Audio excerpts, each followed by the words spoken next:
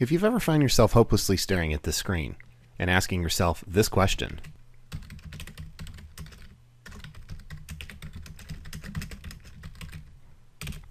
then this video is for you.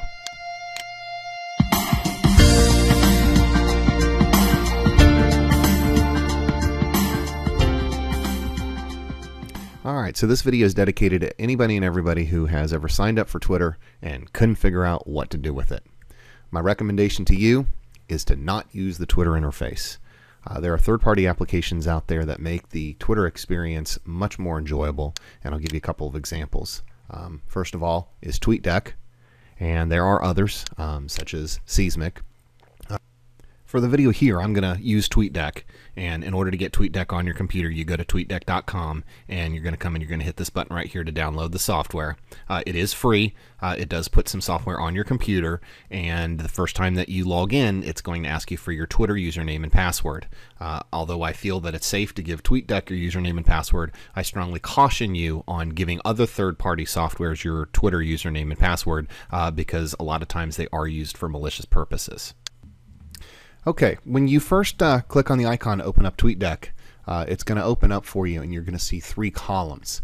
I've created a brand new account here so that you would see exactly what you will see when you log in for the very first time. The three columns are the All Friends column, the Mentions column, and the Direct Messages column. I want to forget about these for a second. We'll get back to these, but I do want to address the All Friends column. This column will be populated with tweets that are generated from people that you are following. So we're not following anybody right now, so we don't have any updates here. But eventually, as we start to follow people, all of their tweets will start to be in this column. Okay.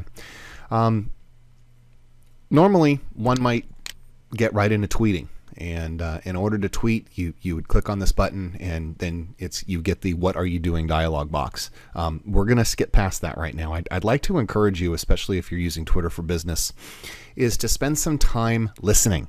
I mean by listening is setting up a couple of columns here for keyword searches to listen. And let me show you what I mean by that. One thing that you might want to listen for, especially if you're a small business in a specific geographical location, is you want to know what's going on in and around your town. Okay, I live near a town called TKK. So I typed in TKK and I hit enter, and look, I got a new column here. And what this is this is every instance of where anybody, whether they're following me or I'm following them, it doesn't matter, but anytime anybody use the term TKK in their tweet, I'm going to know about it. This is a great way to know about what's going on in and around your town. Another column that you might want to generate is one based on the business that you're in. TKK is right outside of Charlotte, North Carolina, and let's just pick one that's relevant to any city around the country, and that's real estate. If you're interested in real estate in Charlotte, we do Charlotte real estate. Let me go ahead and click on there. Here we go, Charlotte real estate. So it's going to basically generate a column for you, and it's going to pull the last 100 tweets, anything and everything Charlotte real estate. And as you can see, there's obviously a lot of them here. Now, what I'm going to encourage you to do is read through these. You're going to get a feel for who's doing a good job tweeting, and you're going to get a real quick idea for who's just spamming and not using Twitter correctly. I would advise you to not spam. If you've got a business, do not get on Twitter and just start spouting off tweet after tweet after tweet as it pertains to your business. Nobody wants to hear that. One analogy that I've heard that I think is very, very smart is to think about Twitter as think of it as a cocktail party. You would not walk into a cocktail party and start screaming promotions at the top of your lungs. So don't do that on Twitter. What you would do at a cocktail party is you would work to engage others in conversations, and eventually those conversations are going to turn to what you do for a living. If you do see something that you like and you do decide to follow somebody, what you can do is you can go, this is an avatar right here, the person's picture.